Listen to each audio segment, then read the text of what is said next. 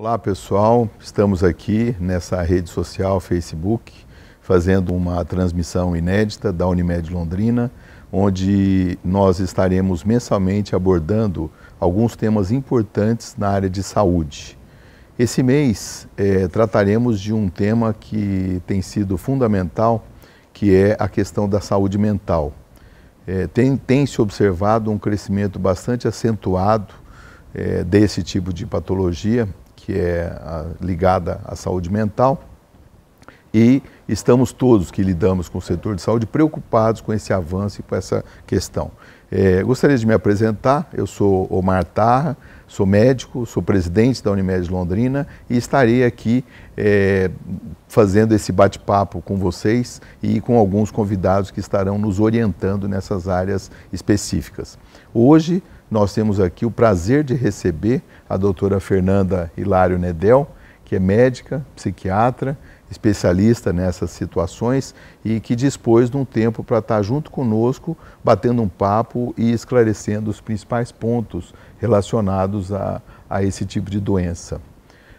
Tem crescido muito, né, os problemas de saúde mental, principalmente depressão, ansiedade. Isso é real ou é um aumento de diagnóstico, doutora Fernanda? É real. É lógico que a gente tem um aumento dos diagnósticos, né, que há muitos anos atrás, às vezes era tido como uma preguiça e não era tratado. Mas hoje, além da gente ter um aumento de diagnóstico, a gente tem um aumento importante dos casos de ansiedade e depressão.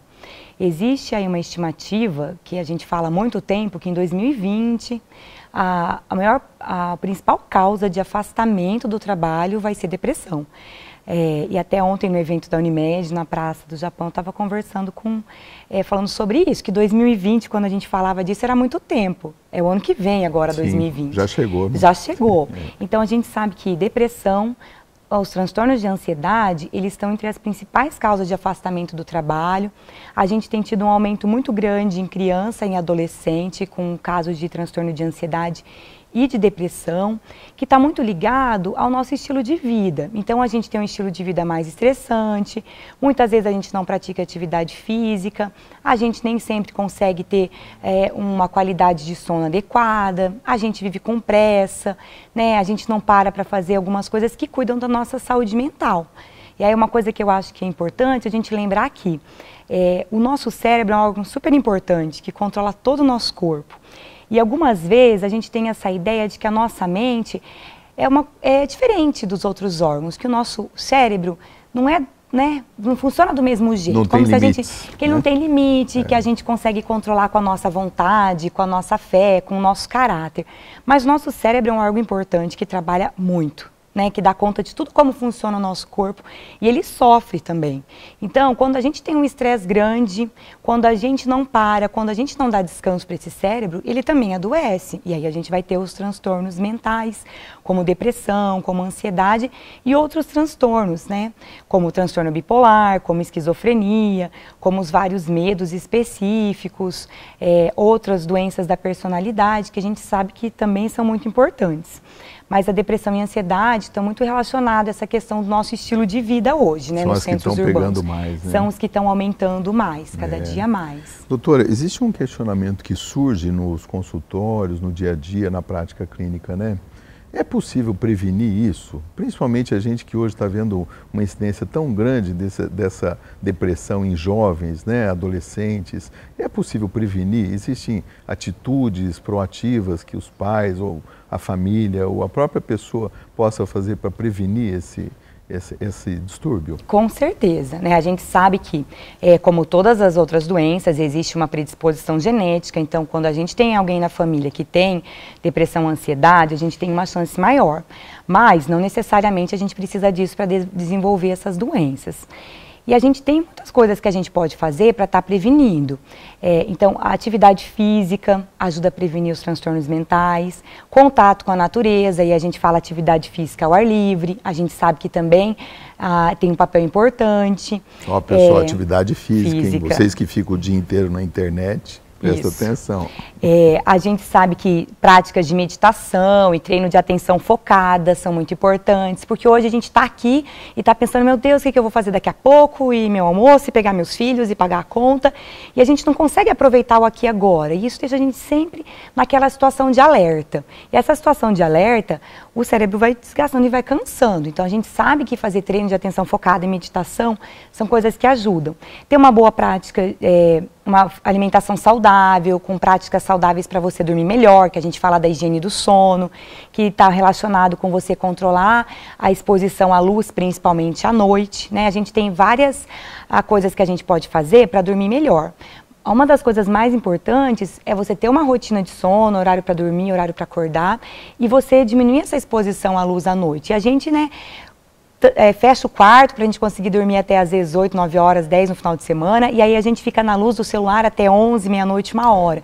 Então tudo isso vai atrapalhando. Então a gente sabe que a prática de sono saudável também vai ajudar a gente a ter uma saúde mental melhor, a ter uma sensação de bem-estar, e cuidar com qualquer sinal que a gente tiver de que a gente não está muito bem, é importante a gente tratar. Porque a gente sabe que tudo que a gente trata antes tem um resultado melhor, né? A gente sabe hoje que se a gente cuida com prática de atividade física e alimentação saudável, a gente diminui a chance da gente ter um infarto, da gente ter um acidente vascular encefálico, e na saúde mental também. Se você percebeu que está tendo alguma situação de estresse mais importante, que as coisas estão saindo da normalidade, quanto antes se procura um profissional de saúde, é melhor, porque a gente consegue tratar antes, né? Pode ser um psicólogo, pode ser um psiquiatra, que a gente acaba trabalhando junto. O psicólogo, ele tem várias técnicas para atender, para ajudar a gente a resolver nossos conflitos, ajudar a gente a resolver as coisas do dia a dia, que às vezes a gente está numa situação que a gente não consegue perceber, né? O psiquiatra, muitas vezes, precisa prescrever uma medicação. A gente tem um preconceito muito grande, né? A Unimed colocou muito bem que saúde mental não é mimimi. Então, a gente acha que saúde mental é uma coisa que não é tão importante, que o medicamento em saúde mental, ele acaba piorando, mas isso são mitos e não é real, né? Os antidepressivos que a gente usa para tratar depressão e ansiedade, eles não viciam, eles não deixam dependente, eles não fazem mal para o cérebro. Pelo contrário, quanto antes você usa a medicação, mais rápido você vai tirar a medicação. Quanto antes a gente começa a terapia com psicólogo, mais rápido a gente vai conseguir ficar melhor, voltar ao que a gente funcionava normalmente, Sim. né? E é interessante, doutor, esse ponto que você falou, porque a gente sente às vezes, assim, vou colocar de uma forma bem clara, porque acho que os internautas talvez devam pensar isso também. Existe um certo preconceito, né? Tipo, ai, será que eu vou no psiquiatra? A hora que você vai no psiquiatra parece que você adquiriu uma doença que... Né? Não existe Sim, esse preconceito? Existe, é interessante que existe um preconceito para ir ao psiquiatra e ao psicólogo também. Ao psicólogo também. Também, né? e é engraçado, algumas vezes a pessoa aceita, não, eu vou para o psiquiatra, mas se você encaminha ele para o psicólogo, porque o trabalho conjunto é super importante, né? Aí você encaminha para o psicólogo e fala, não, psicólogo não. Ou às vezes ele decide, eu vou para o psicólogo, mas não, psiquiatra eu não aceito. E na verdade a gente trabalha em conjunto. Eu falo muito que assim, você faz uma cirurgia no seu joelho, você precisa de um ortopedista, né, de um ortopedista, mas você também precisa de um fisioterapeuta. Então, a gente trabalha muito junto e até existe um preconceito grande na questão da psicologia. Ah, não, eu vou lá só para o psicólogo me ouvir para conversar. Eu converso com a minha amiga, com a minha mãe, com o meu colega. E, na verdade, o psicólogo é um profissional super capacitado, que está sempre estudando, que tem técnicas para ajudar a gente a fazer exercício, a se entender melhor. Então, não é só alguém que a gente vai conversar, é alguém que tem técnica para ajudar a gente a desenvolver as nossas habilidades sociais e emocionais, que é um outro ponto importante da gente, para prevenir os transtornos mentais, a gente estar treinando as nossas habilidades sociais, que é a habilidade de lidar com o outro no trabalho, com as pessoas da nossa família, e as nossas habilidades emocionais, que é lidar com as nossas próprias emoções, porque algumas vezes as nossas emoções fogem do controle. E é aí que começam a atrapalhar a nossa vida, que aí a gente chama de transtorno mental, né? A ansiedade é um sentimento normal, que todo mundo sente. O problema é quando ela começa a ser desproporcional. Um pouquinho de ansiedade é até bom, né? É até bom para algumas situações. Né, te deixa mais alerta, né? Te Isso. Deixa mais, né? É a nossa defesa, Sim. né? Então a gente precisa estar em alerta em situações de perigo. Isso protegeu a gente há milhões de anos. O problema é quando ela começa a ser desproporcional e atrapalhar a nossa vida. E aí nessa situação que a gente precisa ajustar para voltar à normalidade. Então, os profissionais podem estar ajudando quando já saiu, né, daquilo que estava no normal do teu dia a dia, aquilo que mudou, é importante a gente começar a trabalhar e fazer esse treino de habilidade social e emocional com as nossas crianças é um trabalho super importante. Por isso é importante os pais, a escola, tá alerta, qualquer coisa diferente que o teu filho tem. Porque às vezes a gente tem aquela noção de, nossa, não vou levar meu filho tão cedo para uma avaliação. E a gente hoje sobrecarrega as crianças, né? Eles têm muitas tarefas para fazer. Os pais hoje também estão muito ocupados, então a gente sabe que os filhos copiam a gente em tudo, e principalmente no nosso comportamento. Então eles ficam preocupados, eles correm bastante. E eles estão pouco tempo, às vezes, fazendo atividade com a gente. A gente não leva mais eles no mercado, a gente não leva ao banco para resolver um problema. Porque quando você vai no banco resolver um problema com o seu gerente, você está treinando muito sua habilidade de negociação, sua habilidade social e emocional. Aconteceu um erro, você se irrita, você precisa se conter. E tudo isso é um aprendizado, mas a gente tirou muito as crianças e os adolescentes disso e a gente sobrecarregou de atividade. A gente acabou afastando eles, né? Eles da gente. Né? A gente não faz atividade física junto. Você vai, às vezes, com ele para uma academia, mas você faz uma atividade, ele faz outra. Então, a gente distanciou disso tudo.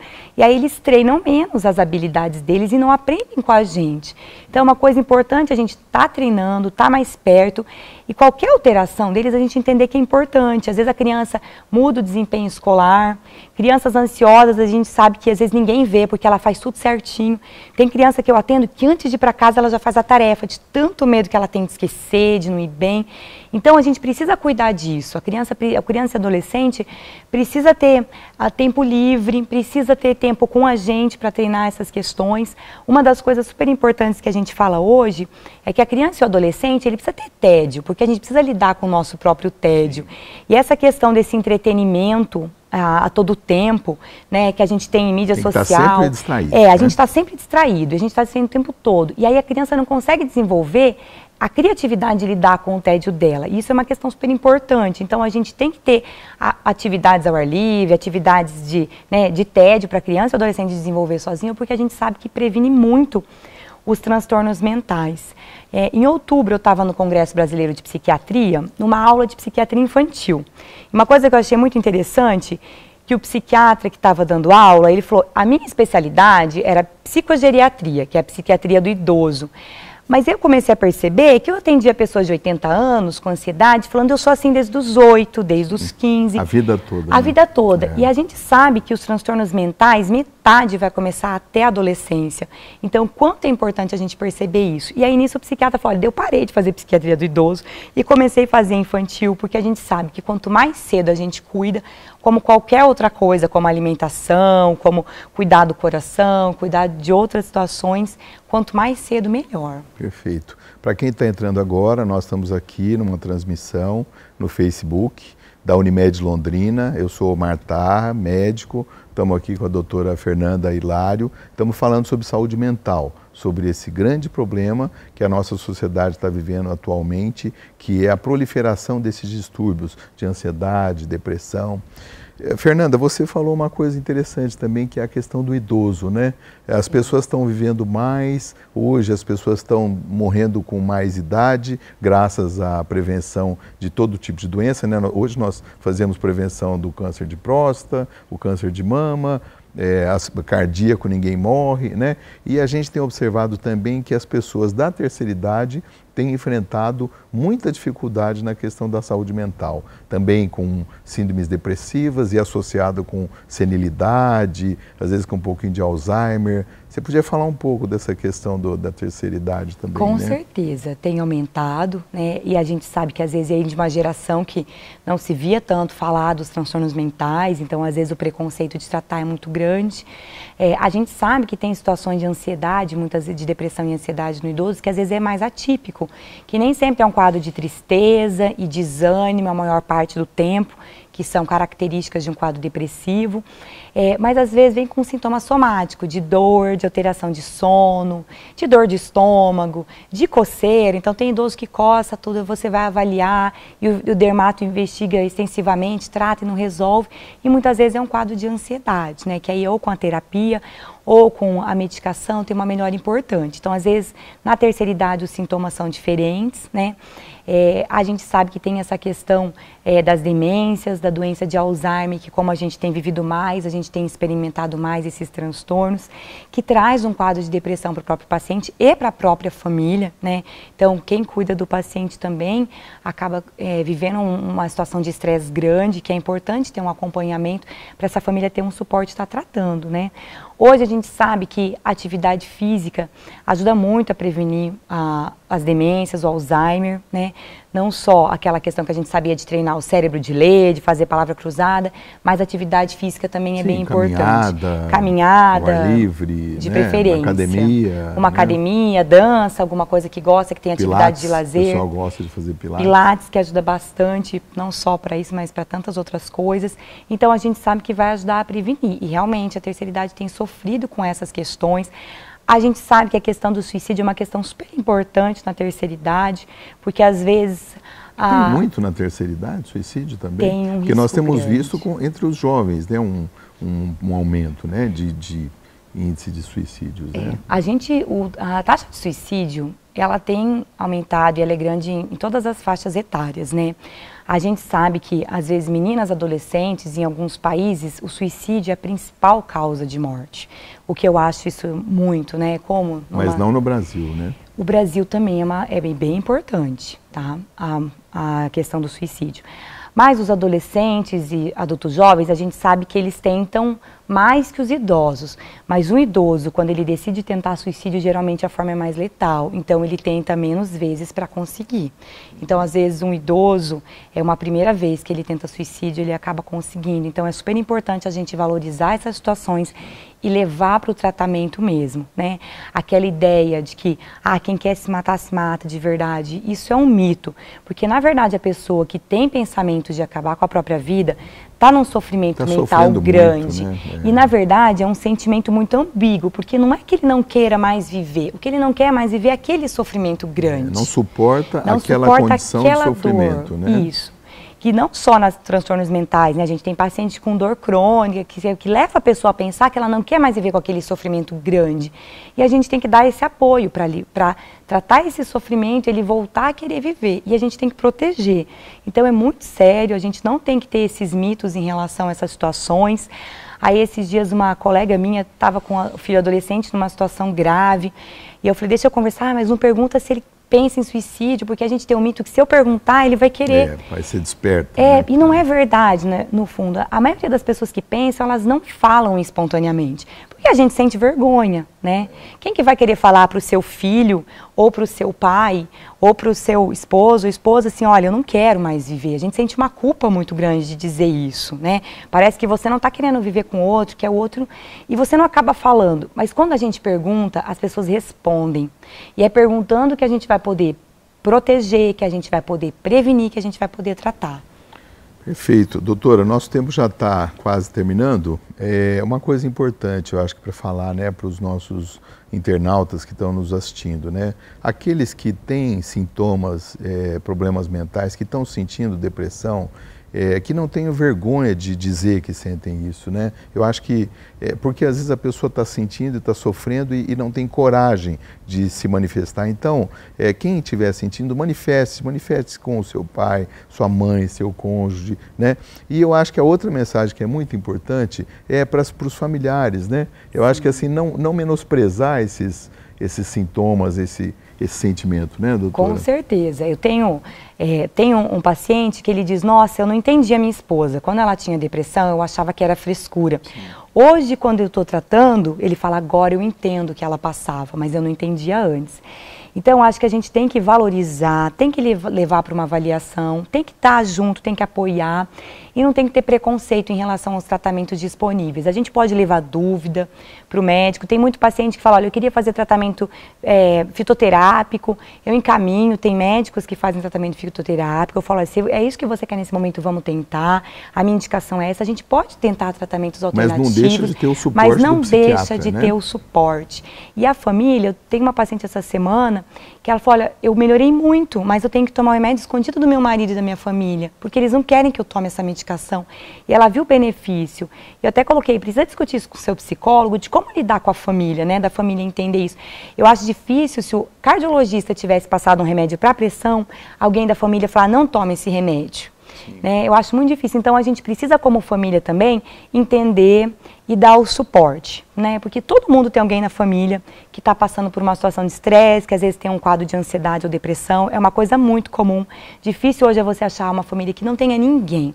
Então, é comum, a gente não precisa ter vergonha, o que a gente precisa é tratar para prevenir e não ficar grave. Porque tem situações que ficam graves quando a gente não trata. Então, o importante é sempre a gente estar procurando ajuda mesmo. Perfeito. Muito obrigado, doutor Hilário. Fernanda Hilário Nedel, pela sua entrevista. Eu acho que tem algumas perguntas que ainda estão no ar. Aqueles que tiverem perguntas podem continuar enviando, posteriormente a gente responde. E em breve estaremos aqui com outro assunto. Unimed Londrina agradece a audiência de todos. Obrigado.